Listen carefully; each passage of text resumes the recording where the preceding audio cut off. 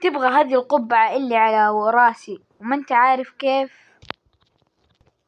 تابع الفيديو. السلام عليكم ورحمة الله وبركاته، كيف حالكم؟ اخباركم؟ بشروني عنكم.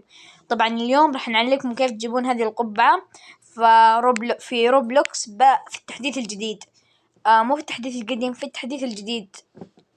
فقبل ما نبدأ الفيديو لا تنسوا اللايك والاشتراك في القناة وتفعيل جرس التنبيه لو ما كنتم فاعلينه، واعذروني على القطعة اللي سحبتها، طبعا كان عندي ظروف وكذا.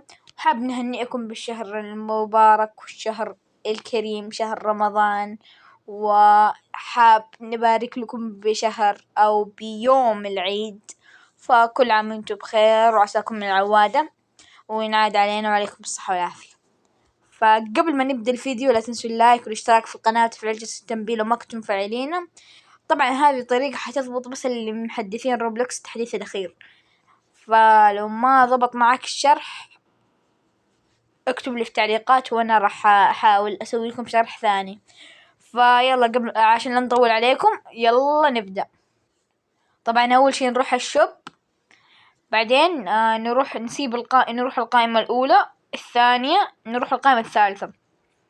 فبعد ما نروح القائمة الثالثة نروح عند هذا الثلاث النقاط اللي تحت، بعدين نضغط عند هذه الكلمة ثاني واحد، راح يطلع لكم 2 من وماكس. الماكس راح تحطوه 0، وهذا راح تحطوه، أنا ما أبغى أهبد كلمات من عندي، حطوا 0 كمان. بعدين اضغطوا أبلاي.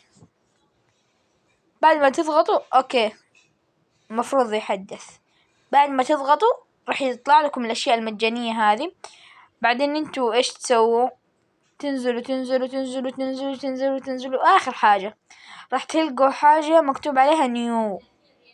بعدين ايش تسوون؟ راح هذه يكون شكلها، طبعا تضغطون عليها وتضغطون عليها شراء وبس، والله تجيكم. وبس والله أتمنى عجبكم الفيديو. لو عجبكم الفيديو لا تنسوا اللايك والاشتراك في القناة وتفعيل جرس التنبيه لو ما كنتم فاعلينه. وبس والله كان معكم معتصم، وآسف على القطع، ومع السلامة.